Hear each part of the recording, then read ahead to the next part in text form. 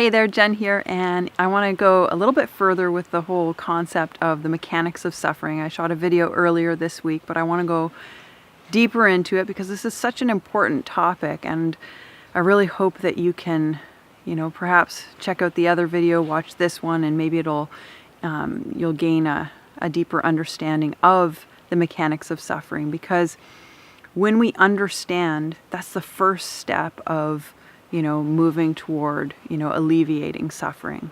So I want you to think about the process or the mechanics of suffering in the same way that you would think about an addictive process. So I'm going to use the example of a smoker.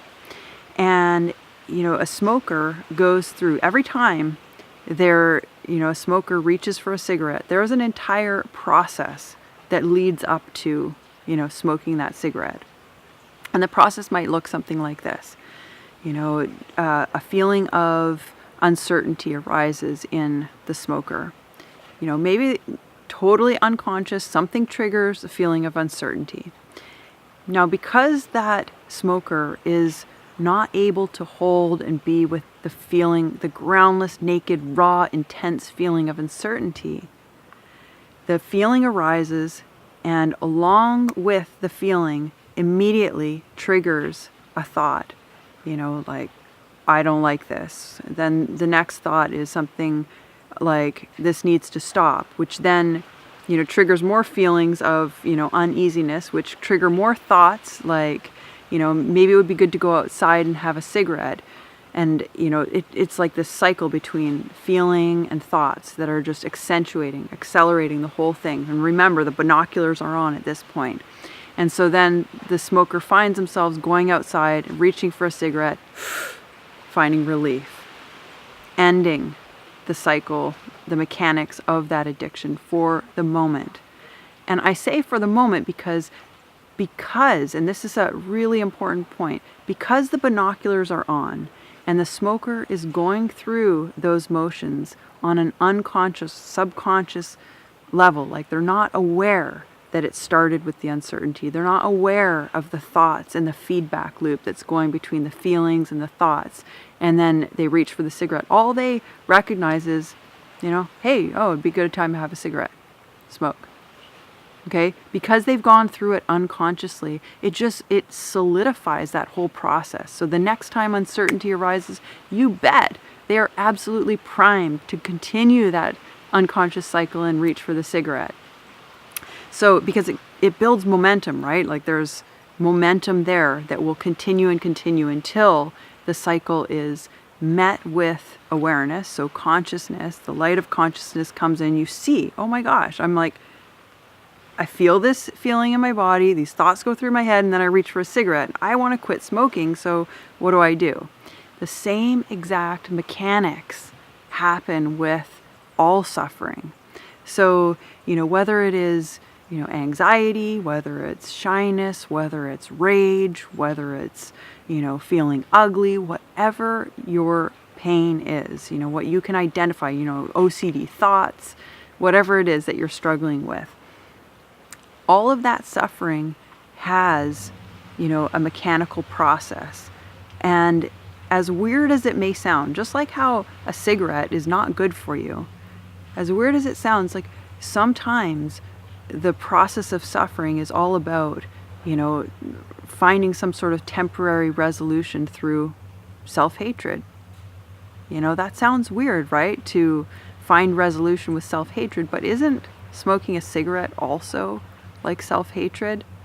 So, if you start to look at this, you can kind of start to see that sometimes self-hatred is better than shame to you. Maybe you learned as a kid, I don't know when in your life, and it doesn't really matter, but maybe you learned that, telling yourself that, you're a jerk and you could never do it in the first place is better than feeling the pain of failure, feeling the crazy, groundless, raw intensity of uncertainty. Maybe instead of feeling utterly confused and stuck in your life, it's better to tell yourself and go through the process of feeling completely anxious because that's something that you can hold on to. It's something that you can immerse yourself in and worry about and get active about. It's better than just there's no resolution with confusion. There's no resolution with uncertainty. Maybe it's better to, go into this process of self-hatred and why you're not good enough. And, it's something kind of tangible that you can hold on to.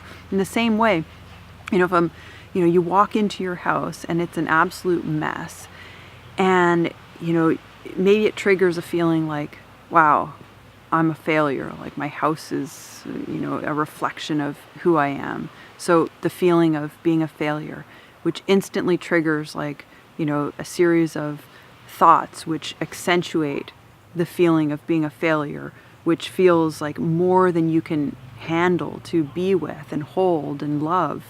And so, there's an escalation of this crazy feeling that you're, wearing the binoculars and just playing out until boom, you just, you lash out.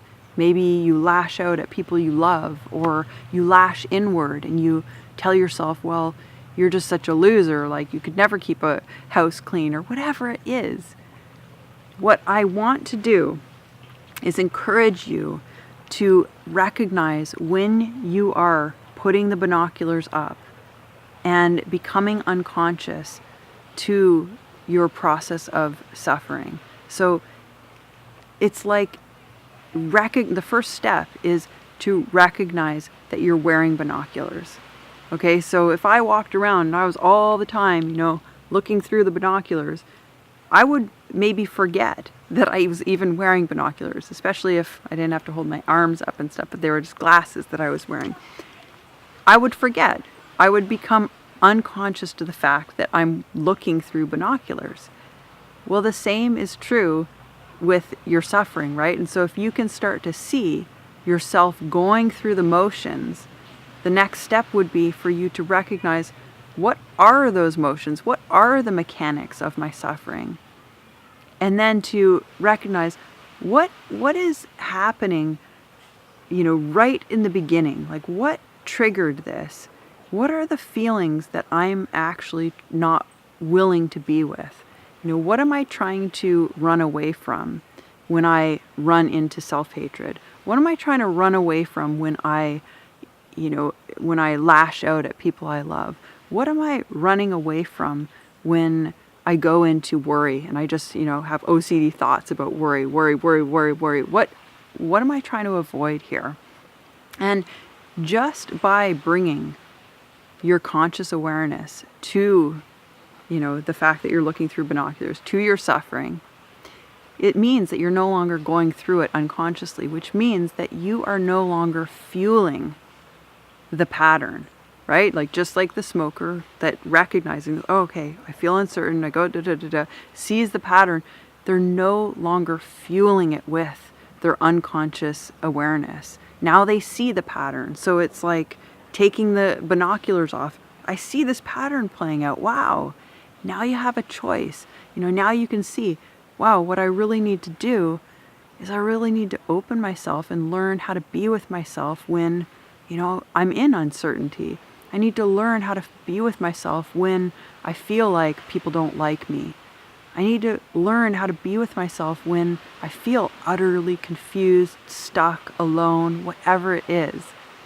And in this way, with the openness, with the spaciousness, with the love of our conscious awareness, we can start to learn to be with ourselves in ways that we've, always run away from, those uncomfortable places, those aspects of ourselves that we've always hated, always, wanted to run away from. And